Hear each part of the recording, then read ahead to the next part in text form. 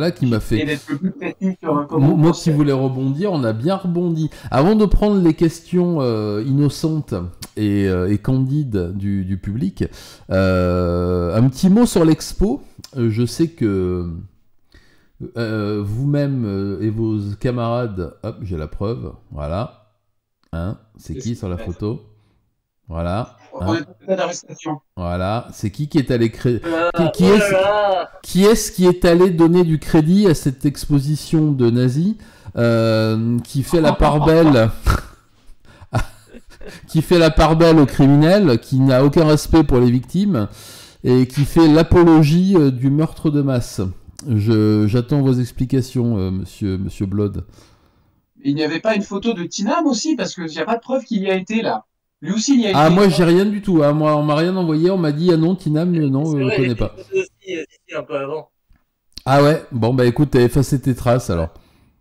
En fait, je suis allé à la journée presse, moi, avant que l'expo elle ouvre, donc Oui, on avait une expo que pour nous, c'était bien, c'est très sympathique. Alors qu'en avez-vous pensé? En plus, tu vois, j'ai d'autres preuves que vous avez rencontré des personnages sulfureux, mais ça, je le montrerai plus tard. Je garde ma dernière cartouche pour la fin, histoire de vous griller définitivement dans le... nos mugshots, mais en vrai, je pensais pas y aller à la base, hein, pour être honnête. Hein. J'avais pas du tout prévu ça. Hein. Moi, je venais pour le Syndic Master ce week-end-là. C'est Lunatica hein, qui m'a dit ah mais viens, on n'a rien à faire, on y va. À la base, j'étais en mode bon, oui, pourquoi pas. Mais elle a bien fait de me motiver parce que c'était cool. Ah, on est bien d'accord que c'était cool. Est-ce que tu as senti un profond malaise? Tinam, toi aussi, dis-moi, est-ce que tu as ressenti un profond malaise? Et est-ce que tu as eu l'impression de faire le jeu des grands méchants et de cautionner les meurtriers J'ai ressenti un profond malaise. J'ai ressenti un profond malaise comme lorsque je me suis assis sur cette chaise face à Gérard Schaeffer. Ah, mais c'était toi! Le Bourgoin, il est là. Amandine sera contente, je suis sûr, dans les commentaires. Mais c'est toi, alors. Parfait. Ok, puisque tu parles de Bourgoin, tu l'auras voulu. Non. Non, qu'est-ce qu'on a fait? Ah ok, d'accord, c'est moi avec le livre, oui. Et des personnes peu recommandables. Ah là, alors là, je suis désolé, mais là, tu as beaucoup de mal à te justifier, je pense. Et le pire est en arrière-plan. Ouais, ah ben derrière, voilà, il y a des masques qui... Eh ouais, non, là, vous êtes indéfendable, je suis désolé. Cet individu à droite porte un t-shirt absolument insupportable, voilà, déjà. L'individu à gauche en veste en jean, alors la veste en jean depuis 87... Enfin bon, on ne va pas s'attarder, on n'avait dit pas les fringues. Porte un livre aussi, je m'étendrai pas dessus, mais il y aurait de quoi dire, hein, en plus. Et je vois une illustration d'un monsieur qui a mangé une autre personne, juste à l'endroit entre tes guibolles, quoi. Et ça, c'est pareil, je cautionne pas du tout. Le mec qui a dessiné ça devrait être en prison. Enfin, rien ne va sur cette photo. Vous avez une explication? On a compris, rien ne va. On a compris. Nous sommes problématiques, d'accord. Voilà, vous êtes problématique. Il faut faire les oreilles de lapin quand tu dis problématique, sinon ça compte problématique, pas. Voilà. Nous sommes problématiques. Pour vraiment l'anecdote, j'ai un délire sur Bourgoin et toute la vidéo où il se fait débunker depuis des années. Et à Noël dernier, en fait, mon ex m'a offert le livre en mode, genre vraiment, elle a dit, je suis sûr que tu es content de l'avoir, tu vois, on pleurait de rire, je l'avais, tu m'as vraiment offert ça. Elle fait oui, mais il y a une occasion, comme ça, j'ai pas vraiment donné de l'argent, machin. On rigolait tellement. Et du coup, quand j'ai su qu'il y avait cette expo, je me suis dit, je le prends. Lunatica me disait, mais pourquoi t'as pris ça? Moi, je sais, je faisais des photos avec, je faisais des vidéos où je trimballais le livre. Je l'ai, la vidéo. Je l'ai, la vidéo. Je me disais, mais je comprends pas pourquoi tu fais ça. Et il n'y a qu'une personne qui peut comprendre dans le chat, là, c'est Amandine, parce qu'elle a aussi un livre de Bourgoin. Je ne sais pas si elle l'a dit, mais elle a aussi un livre. Et du coup, on a ramené chacun notre livre, on a dit, on le fait et on fait une photo ensemble. C'était ça l'idée. À la base, on voulait faire avec Nico, mais quand j'ai vu Nico, Amandine n'était pas là, j'ai dit, je suis en Charles Manson, viens, on fait une photo. Voilà la vraie explication, voilà la raison, tu as les réponses. Ok, oui, non, mais ça me suffit. Moi, je pose des questions, comme dirait l'autre. Mais sinon, l'expo, oui, Tina, il n'a pas. Oh non, il met la vidéo. Le livre se balade. Stéphane, c'est le mensonge de Stéphane. En fait, on n'entend pas, mais Lunatica derrière, elle disait le mensonge se balade, le mensonge se balade. Voilà. Donc j'ai toutes les preuves. Ouais, non, je suis. Je venais juste pour balader Bourgoin dans l'expo, c'est tout. Lunatica, elle venait pour assouvir ses fantasmes sur Bundy. Moi, je venais juste pour balader mon livre. Ok. Et tu sais que Lunatica me demandait souvent en vocaux, elle voulait que je lui fasse des imitations de Bourgoin, parce que je suis un très bon imitateur de Bourgoin, et du coup je lui envoyais très régulièrement des vocaux d'imitation de Bourgoin. Voilà. Et une fois, je voulais même me sampler en faisant des imitations de Bourgoin pour un de ses projets musicaux. Alors, j'aurais peut-être besoin de tes services. Figure-toi qu'on a des petits projets avec Nico. Écoute, on en reparlera. On en reparlera le moment venu. Ouais. Il y a un petit billet à se faire peut-être. Bon, mais sinon l'expo était très sympa. Ah, on est bien d'accord. Est-ce que tu as été choqué, toi? Est-ce que tu as eu des moments où tu t'es vraiment senti insulté dans ton humanité, par exemple? Pas le journal, hein, là. Moi, Tinam? Non, vous deux. Quand je dis toi, c'est vous deux, en fait. Je vous identifie comme une seule et même personne, celle de l'invité. Ah ouais? Ouais. Je ne me suis pas senti insulté, mais on a bien rigolé avec la pièce des exécutions. Je pense que c'était sûrement une de nos pièces préférées. C'est vrai qu'elle était très sympa, ouais, assez marrante, comme tu dis. Tu n'as pas honte, c'est pas du tout marrant une pièce d'exécution. En fait, vous avez pas de cœur. Moi, je pense que vous en êtes venu à faire des films comme ça pour les gens un peu bizarres parce que vous avez pas de cœur, fondamentalement. C'est bien ça. On admirait la qualité du travail de reconstitution, de la chaise électrique, de la pendaison. D'ailleurs, la pièce de Jack l'Éventreur aussi. Elle était très jolie, ouais. En vrai, je pense que les trois meilleures pièces pour moi, c'était Jack l'Éventreur, Corbin Malves et la salle des exécutions. C'était avec Victoria, on s'est dit c'est les trois pièces qu'on a le plus kiffé. Ouais, je suis d'accord. Elle évidemment, elle voulait faire des photos sur tous les trucs pendus, assis sur la chaise, dans la chambre à gaz. La chambre à gaz est patente aussi. Hein. Je ne sais pas si on avait le droit, mais bon, on l'a fait, mais voilà. Aussi, je pense que j'ai vu beaucoup de monde. Très belle représentation, enfin, c'était très bien fait. Et étant un grand fan de la ligne verte, j'étais très ému de m'asseoir sur la chaise électrique. Sur la chaise électrique, ouais, c'est vrai qu'elle était très chouette. Vas-y, Sinam. J'ai dit c'était ma chaise de John Café. Oui, tout à fait. Ouais, est-ce que tu as remarqué que comment ça s'appelle, la chambre à gaz, qui est vraiment extrêmement vraisemblable, qui est très très ressemblable, elle est entièrement en résine. Et ça fait un drôle d'effet quand tu la touches. En fait, elle est toute légère, non. Mais c'est pas du tout du métal rifté, c'est de la résine. Quand tu tapes dessus, ça fait comme si tu tapais sur un fût en fibre de carbone. C'est assez marrant. Mais le boulot le boulot est assez impressionnant sur plein de. Le boulot de reconstitution, c'est surtout Roberto qui a fait ça. Il est vraiment très très doué.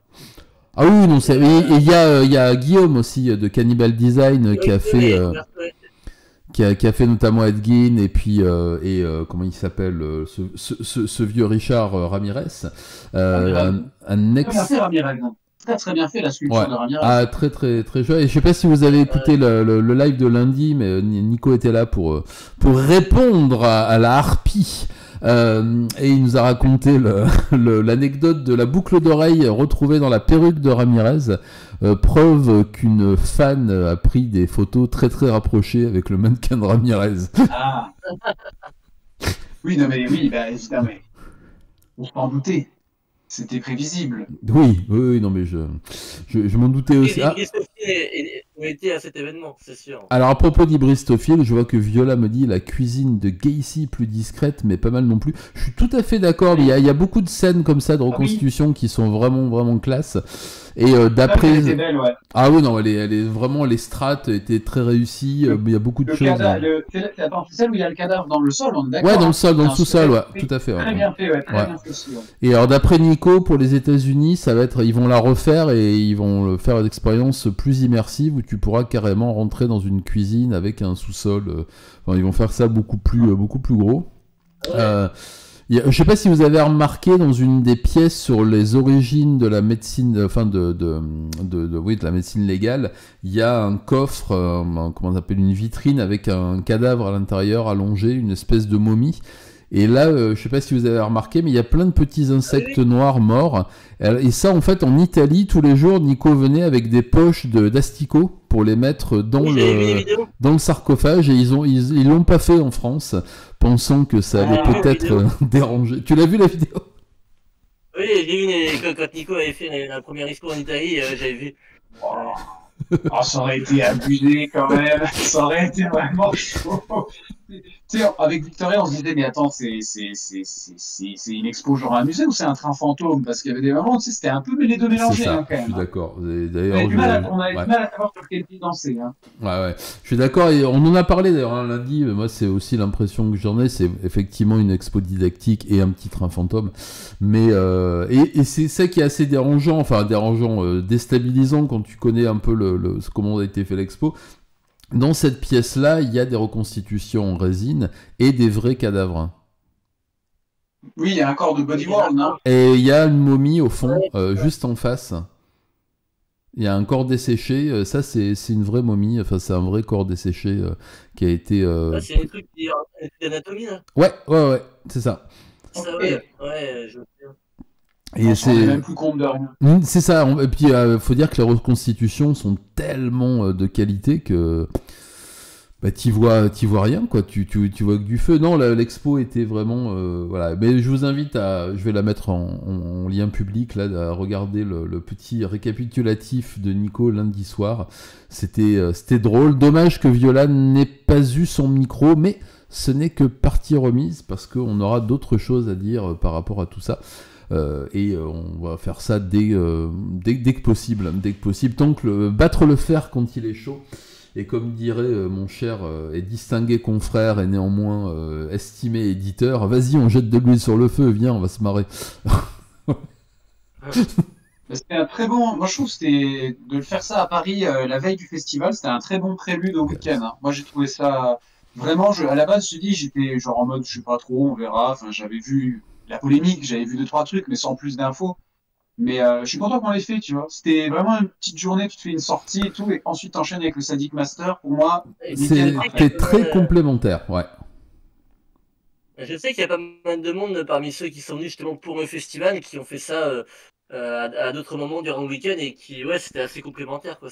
Ah ben, je suis entièrement d'accord. Hein. Tu sors de l'expo, tu viens directement, t'enchaînes avec la séance du soir et c'est un warm-up, quoi. T'es déjà dans l'ambiance. Surtout avec un des films du samedi qui faisait écho justement à un des tueurs qui est présenté dans l'expo. C'est sur Handicraft. Ouais. Et qui a vraiment marqué pas mal de monde. Le film a vraiment... Enfin, moi, je sais que c'est un de ceux que j'ai préféré, mais le film a... C'est celui qui a eu les meilleures notes après Inos 9. Ouais, justement, en fait, avant la fin de l'année, on s'est dit, c'est 61 Score Killer qui va gagner. Et puis on s'attendait pas à ce que Inos 9 rafle autant de bons prix, parce qu'on s'est dit, c'est tellement un délire que... J'ai été surpris aussi. Et en fait, non, et tout le monde a adoré, on a fait putain. C'est normal. Après, c'est un peu hors catégorie dans ce genre d'endroit avec le public et tout. À mon avis, c'est compliqué que Coste n'arrive pas premier, au moins deuxième. C'est un tel ovni le truc, mais ouais, oui, moi c'est vraiment c'est vraiment le film qui m'a le plus sur lequel je me suis le plus attardé à détailler, à faire et puis à me permettre vraiment avec toute modestie une critique purement ciné instantanée de ce que je voyais sur l'écran, plutôt que quelque chose de plus vague ou de plus détaché. Mais moi franchement très belle surprise, et justement en ayant vu la salle dans la journée, et puis Nico m'a expliqué, alors tu vas voir, en plus ce soir il était content, je l'ai bien vu d'ailleurs, hein, parce qu'il était à côté de moi pendant la projection, et il était à fond, et je comprends pourquoi. Littéralement, alors oui, tout le monde y est allé, tout le monde y est... c'est vrai que j'ai vu... Alors, il y a plein... préparez vos questions, les amis, il est 10h moins 25, je pense que ces deux vieilles personnes qui sont avec moi veulent pas se coucher trop tard. Moi, ça va, à mon âge, veiller jusqu'au bout de la nuit, mais je, je sais qu'il y en a qui raconte. je sais qu'il y en a qui travaillent demain, ce qui est mon cas aussi. C'est assez rigolo, là, je vois dans les commentaires, il y a Androstop qui marque «Je veux bander un peu» aurait dû être le vrai titre de Halo 9. Parce que oui, il y a la fameuse scène tu peux bander un peu du mec qui arrive pas à bander, Oui, oui, du coup oui. qui voit les photos, se faire torturer, et d'un coup qui a une énorme gaule, et il y a un espèce d'effet 3D sur une tête, enfin un visage qui se dessine sur sa bite, qui grandit, enfin c'est n'importe quoi. Et ce qui est rigolo, c'est qu'avec le réalisateur, il y a ce fameux acteur qui est venu. Et moi, je me souvenais plus de son prénom. Et du coup, à chaque fois que je me présentais à quelqu'un dans la salle, je dis, hé, regardez, c'est bandé un peu. Et le mec, il était mort de rire parce que du coup, je l'ai appelé bandé un peu pendant tout le festival. Et il dit, mais c'est génial comme présentation, je veux qu'on me renomme comme ça. Et c'est vrai que c'est une des scènes cultes, évidemment, de Halo 9, à n'en pas douter. Au moins, Je trouve que I Love Snuff mérite un remake ultra pro, ultra carré. mais oui, imagine un peu avec une production interprétation premier hollywoodienne. degré, très dramatique. C'est un film super sérieux, vraiment ultra sérieux. Tu sais que Mais vraiment remake de Marion devait l'histoire. faire un remake. Ouais, avec les acteurs les Tu plus sais que bankable Marion devait d'Hollywood. faire un remake, hein. Ah ouais? Marianne Dora, sérieusement, ça aurait été un pro. Oh putain. Non, mais à la base, c'était il y a longtemps, il devait faire un remake avec, bah, en plus, une des une actrice qui joue la nécrophile dans mon film. Il devait faire, euh, il devait faire un remake avec elle, qui se faisait torturer. Ok. Et bon, je vais utiliser un peu en mode avant-première et tout, mais du coup, ce projet serait toujours d'actualité et je serais peut-être lié à la production de ce truc. Voilà. Mhm. Un remake de Halo, enfin, peut-être pas un remake officiel, mais parce que comme vous savez, bah, Thibaut Mossé, parce qu'il était avec moi sur le tournage, mais on a tourné un docu sur Marianne Dora. Mhm. Thibaut était justement à la caméra. Ouais. Et du coup, la première partie, c'était donc me suivre en Allemagne dans son univers et tout ça. On voulait voir plein d'endroits où il avait tourné, un petit peu son chez lui. Enfin, voilà, c'était vraiment une. Et la deuxième partie, l'idée c'était de me suivre sur un tournage d'un de ses prochains films. Pour l'instant, il n'a pas vraiment de prochain film, mais il se trouve qu'il voudrait euh, beaucoup collaborer avec le réalisateur Julian Oasis, le réalisateur de She's Late, avec qui il a comme point commun d'avoir eu Shiva Ben, Cœur Noir, en actrice principale et qui s'est suicidée peu après. Elle a joué un rôle très très extrême dans les deux films, donc le film de Julian Oasis et le film de Marandora. Et justement, et du coup, bah, les deux sont très intéressés mutuellement l'un par l'autre, Marandora par Julia et Julia par Marandora. Et du coup, je les ai mis en contact et on aimerait bien bah, justement tourner le prochain film de Marandora avec peut-être Julia en rôle principal. Enfin, on va voir un peu comment ça se passe, mais du coup, cette fameuse idée de remake d'Alinos 9 reste toujours dans le truc. Après, pas un remake, un vrai remake parce que je sais que Jean-Luc Coste et Marion Doras, c'est pas le grand amour, mais du coup, ça pourrait en tout cas en être assez grandement inspiré. On verra après sous quelle forme, mais voilà. Donc, c'est pas un projet qui est totalement mort. Il va peut-être avoir un nouveau souffle. L'idée est trop. Enfin, ça serait trop fort comme ça, mais moi, je le disais en rigolant, en mode. Genre vraiment faire un remake, tu sais, premier degré, tu sais, vraiment on refait le film exactement tel qu'il est, mais tout le monde joue bien, tout est bien filmé, l'image est magnifique. J'avais l'image tout à l'heure quand on parlait. Effectivement, ce serait waouh. J'achète tout de suite. Hein. Peut-être l'absurdité du truc de faire un machin avec la qualité de, je sais pas, d'un Serbian film, tu vois, d'un truc extrême comme ça, Mhm. mais très propre, mais avec la débilité d'un scénario de High of Love. Enfin, je. Peut-être un faux trailer bientôt, les gars. Ah. Ah, Nous allons prendre les questions du public. Je répète, nous allons prendre les questions du public. Je Première. crois qu'il y a déjà une question. Il y a déjà une question. Je vais me faire la voix. Marianne Dora a complètement abandonné sa série des contes des frères Grimm, au fait, point d'interrogation, au cas où vous en aurez parlé. alors, oui, j'ai quelques infos là-dessus. Effectivement, en fait, il avait tourné ça, notamment, bah, du coup, je crois que c'était Le Petit Poucet, il me semble. Il avait tourné ça donc avec l'acteur Thomas Guerch, qui était le producteur, et une première partie avait été tournée, d'ailleurs, qu'il m'avait envoyé sur un espèce de CD gravé. Et il y avait une partie en extérieur et une partie en intérieur. Et la partie en extérieur, bah, c'était ça, ça s'appelait Grimskinder. Et du coup, malheureusement, apparemment, le producteur Thomas Guerch ne travaillait plus avec Marandora, ils s'entendent pas bien. Et du coup, il y a eu, voilà, et du coup, le projet est tombé à l'eau. Donc, est-ce que Marandora reprendra ça avec quelqu'un d'autre? On sait pas trop, parce qu'en plus, à la base, le producteur était aussi un des acteurs principaux. Donc, pour l'instant, ouais, c'est un peu en suspens, c'est moitié tombé à l'eau. C'est dommage parce qu'il y a du beau contenu qui a été filmé, mais ouais, il n'y a pas vraiment eu de suite, hélas. C'est marrant parce que c'est vrai qu'on donne plein d'anecdotes et tout, machin, mais en fait, on le dit pas trop, mais Tina et moi, on a passé un séjour de malade en Allemagne, hein. On est Avec très secret Marandora, ouais. là-dessus, mais on a un million d'anecdotes de malades de ce week-end, hein, en Allemagne, hein, en vrai, avec Marianne. On n'en parlera Ouais. pas là, mais Quand j'avais fait C'est la vrai. publication de résumé de ce séjour, j'avais évoqué quelques trucs sur Facebook. Mais après, le problème, c'est qu'on peut pas trop en dire parce que bah, justement, tout ça va être dans le documentaire. Donc forcément, après, il y a oui, des oui, trucs aussi qui sont pas dans le docu. Mais oui, c'était assez incroyable parce qu'il nous a trimballé dans une espèce d'Allemagne semi-rurale. C'était très étrange, mais enfin.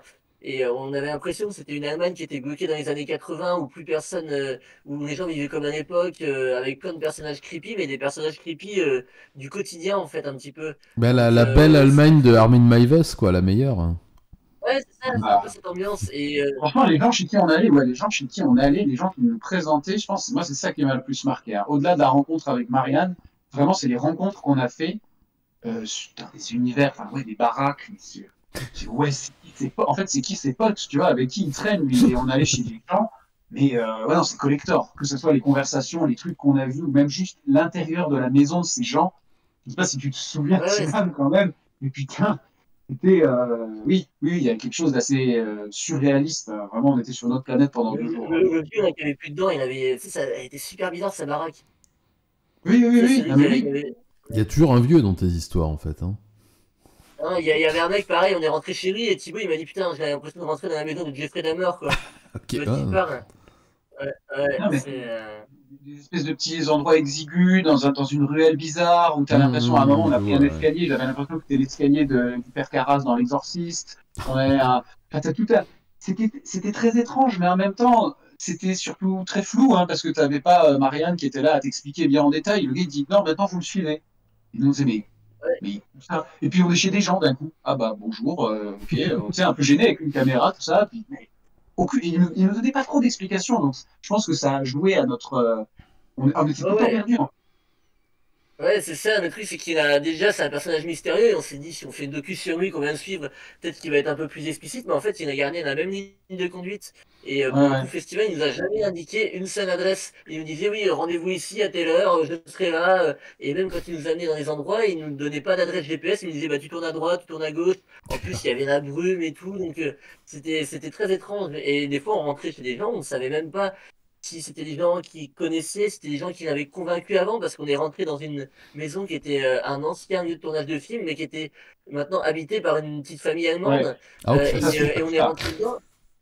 C'était incroyable. Et on savait pas s'ils les connaissaient. Et en fait, on a cru comprendre qu'il les a convaincus de rentrer chez eux.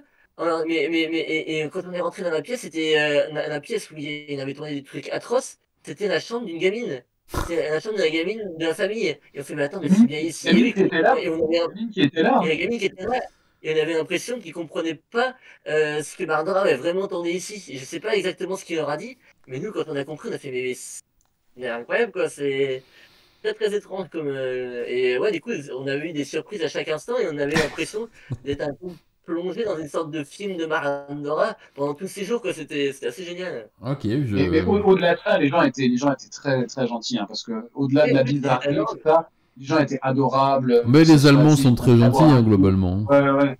Ah non, on était bien accueillis, ils nous servaient des trucs, et puis ils nous servaient encore et encore tout le temps. Ça Enfin, ne c'était m'étonne pas. vraiment. Non, mais on peut rien dire, on peut rien dire. Autant l'univers était chelou, autant tout ça avec Oui, qui on a l'accueil. parlé. Et il y a une Ouais, question, l'accueil, voilà. question sur le documentaire, justement. Est-ce que le documentaire sera prêt pour le prochain Salic Master?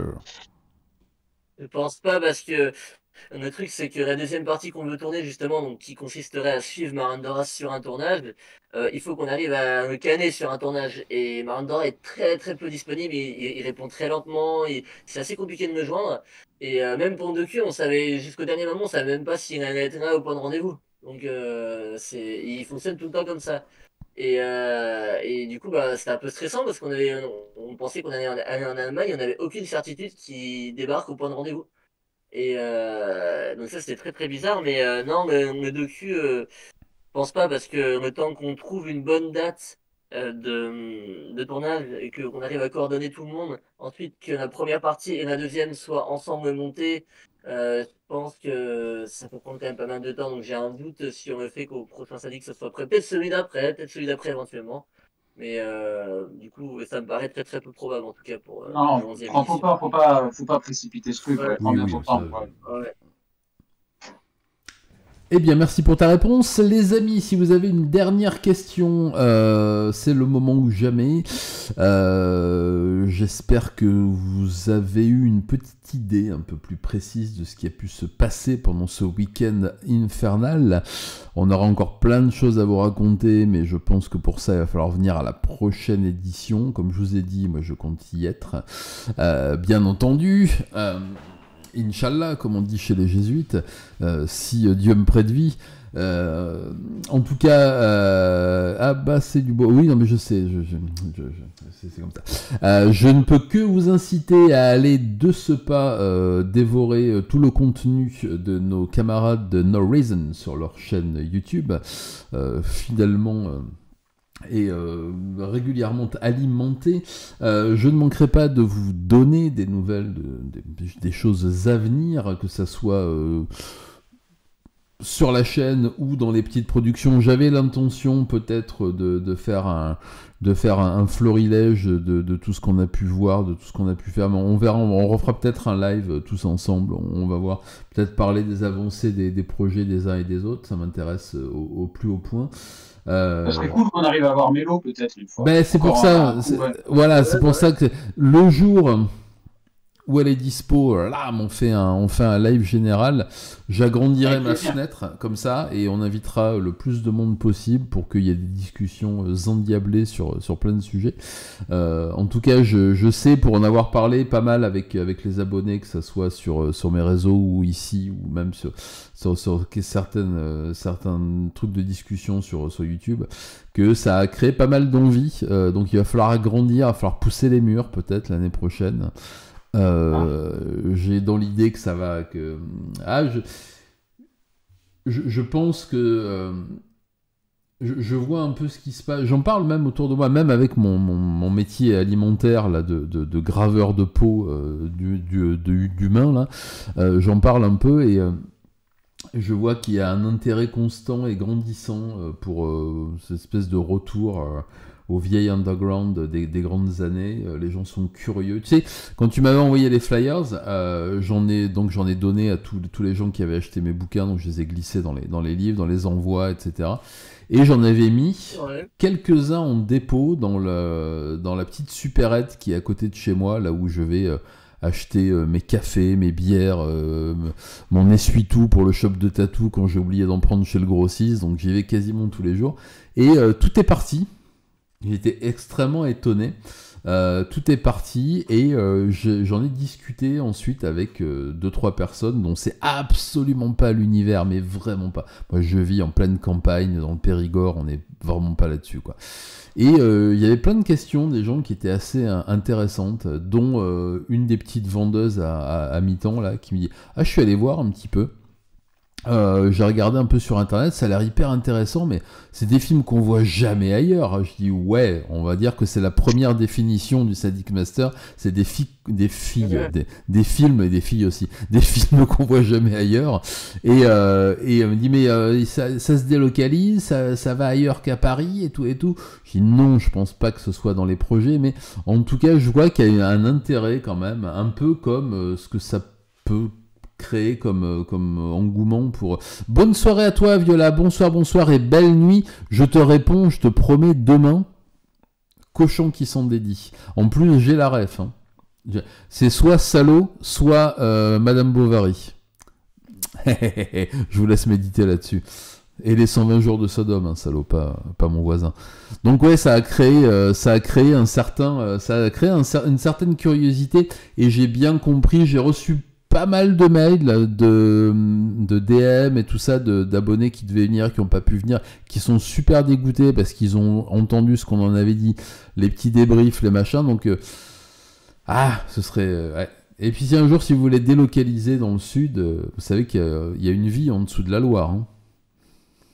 Bah, tu sais qu'on m'a déjà demandé à plusieurs fois, même en dehors de la France, hein, on m'a demandé de, je sais plus, on m'a dit, Merci. tu veux pas ramener ça je crois qu'il y avait eu Angleterre, on m'avait proposé, ouais, États-Unis, même d'autres pays, même au Pérou, il m'a demandé, enfin, sur plein de pays, on m'a demandé, et notamment d'autres endroits en France, mais c'est ce que je disais, le souci en France, en fait, c'est qu'on a une grosse base quand même Hmm. sur Ouais. Paris. Du coup, en se délocalisant ailleurs, déjà, je sais pas s'il y aurait autant une grosse base sur place. Parce que ce qui est intéressant à Paris, c'est qu'on a notre base sur place et après, on a des gens qui viennent de France et d'Europe entière, même parfois un peu du monde, comme pour les jurys surtout.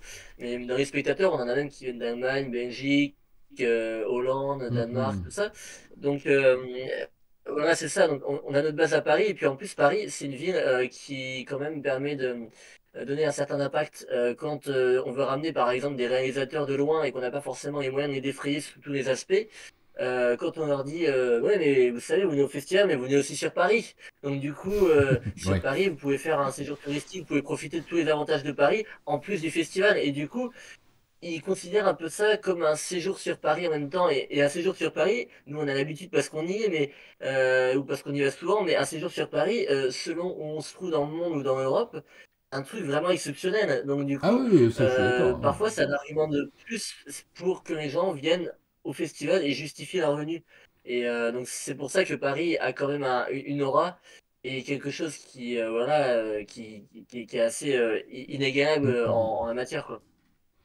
Je suis d'accord, je suis d'accord, je suis d'accord. Mais c'était une question comme ça, presque rhétorique, parce que je sais que c'est très compliqué. En tout cas, voilà, je peux te dire qu'il y a vraiment beaucoup, beaucoup de questions. Et bah, Vous écoute, pouvez venir dans l'Est, hein, sinon, les gars. ouais, mais c'est un peu loin l'Est. Ouais. Ah, mais nous, on vous attend, hein. On va faire des tournages avec Ouais, vous. nous, Alors on cherche on beaucoup, va quoi. viendre, non mais on va viendre, mais ça c'est prévu au printemps là. Ah, Bah, j'organise une grosse sauterie dans mon domaine ici dans le sud-ouest où tout le monde sera informé et les bienvenus bien entendu à l'heure où la campagne refleurira et nous pourrons aller pique-niquer comme ça ou que pique ou que ce que vous voulez près de la rivière. Mais avant ça, je prévois d'aller faire un tour dans l'Est. Un pèlerinage, ah. plus exactement. Mais nous vous attendons des tournages. Je pourrais même vous attendre si vous venez. Écoutez, Ouais. ils vous ont pris. Ils vous ont pris. Ah on a beaucoup d'idées, les gars. J'amènerai une bouteille. Voilà. Ah, D'oxygène, bien entendu. parfait. En tout cas, je vous remercie pour votre gentillesse tous les deux. Merci Tinam pour ton accueil déjà, le week-end du Sadique. Avec, Euh, avec plaisir. Je voyais, il y a encore une question, je voyais dans le clavardage. Vas-y. Juste avant Viola, il y avait Androstop qui demandait un truc, je sais pas si t'as vu un petit peu plus haut. Alors, ah non, j'ai pas vu. J'ai vu Ah sa si, j'ai vu. question sur les. Attends, qu'est-ce que je fais moi? J'ai vu sa Sur question mon sur le. court-métrage, Romance Post-Mortem. Ah bah je l'ai pas vu, je l'ai loupé. Alors attends. Ah ben voilà, suite au lourd succès, effectivement, je suis passé à côté. Suite au lourd succès de Romance Post-Mortem, à quand une adaptation long métrage? Ben voilà, une belle question. Bah, alors effectivement déjà c'est vrai hyper ravi du succès de ce court-métrage qui est mon premier et qui du coup a fait une petite tournée en festival, même bonne tournée en festival, un peu dans le monde entier, mais une fois que c'était terminé, je ne savais pas trop ce qu'il allait en advenir ensuite, et en me faisant distribuer chez Balaclava, qui est un des plus gros distribs de cinéma underground extrême en Europe, et ben j'ai été assez étonné du succès parce qu'il y a 500 exemplaires qui sont partis en quelques semaines. Donc c'est vrai que c'est assez incroyable, et c'est génial, et ce qui fait que le film va sûrement même être repressé à nouveau, probablement de nouveau 500 exemplaires. Mais après voilà, ça c'est le film en lui-même. Maintenant il fait sa vie et tout ça. Mais honnêtement pour l'instant j'envisage pas de faire ça sous un format long. Déjà parce que comme je t'avais expliqué la dernière fois, la réalisation c'est pas forcément C'est ce ce que tu que je m'avais dit. préfère dans la partie purement technique et tout ça. Et surtout parce que bah, un romance post-mortem, vu comment le film se constitue et se conçoit, j'imagine mal ça en version longue, du moins fait de la même manière. pense que oui, il faudrait développer le scénario sous une autre forme parce que là, bon, elle va pas violer le cadavre de sa meilleure amie pendant 1 heure et demie non plus, dans un même endroit. Ça C'est se pour ça. tente. Ça tente, moi je dis ça se tente. Moi je dis, il y a un film trop improbable à faire. En fait. En plan séquence, ça se tente. Ah oui, il faudrait quand même être créatif. Hein. Oui, non, mais bien sûr, bien sûr, bien sûr. Mais c'est marrant parce que c'est quand même la question qui revenait le plus, j'ai l'impression, là. Je l'ai beaucoup entendu. À quand un long? Mm. À quand un long, tu Mm, vois? mm, mm. Oui, je Ah, sais, mais maman, dans l'idée, j'aimerais bien, mais Oui. déjà, c'est un premier cours, donc avant d'attaquer un long, est-ce qu'on considère que un documentaire sur Marandora, c'est un long métrage? Donc c'est un documentaire et qui sera en format long. Ah oui, C'est un film documentaire. Le documentaire, c'est un genre cinématographique à part entière, un de mes préférés en plus. Donc, Donc on oui. peut considérer que c'est un long métrage, mais j'avoue que un long métrage Oui. après fictif, avec des acteurs, de la mise en scène et tout ça, c'est pas du tout dans les projets immédiats, j'avoue. Mais du coup, bah oui, le documentaire en soi serait à sa façon un long métrage. Oui, bah, c'est vrai que tu vois, finalement, c'est ça. Hein. Mais non, mais en tout cas, oui, c'est vrai que non, mais oui, c'est sûr, faire un long Ah métrage ouais, fiction, ouais, ça demande un boulot déjà 1 demi-heure de boulot, je me rends compte de ce que ça représente, mais alors, tu fais 1 heure et demie, c'est monstrueux. ah oui, non, mais Surtout s'il n'est pas produit. je te confirme, hein, même la réalisation de documentaires, même moi j'ai fait il y a 4 ans, presque, un documentaire sur les Yakuza qui dure 2h47. Ah oui, tu m'en avais parlé, oui. Il est toujours en ligne, il est démonétisé bien entendu parce que sinon c'est pas drôle, mais plus jamais de la vie je le ferai. D'ailleurs aujourd'hui c'est l'anniversaire, c'est le 30e anniversaire des attaques au gaz sarin dans le métro de Tokyo. Il y a eu une Ah oui, cérémonie. j'ai vu. Ah oui, c'était la secte Home. Ouais. Et c'est pareil, j'avais fait une série, j'avais fait une vidéo documentaire dessus qui a pris un certain temps également. Ouais, c'est du boulot, du vrai gros long métrage, même en documentaire, c'est un travail de cinglé complet. Un vrai travail à temps plein qui nécessite c'est mon point de vue, mais d'être sûr d'avoir un retour sur investissement. Parce que là, c'est pas quelque chose qu'on peut faire juste comme ça le week-end, monter. Le montage, c'est pas un hobby, quoi.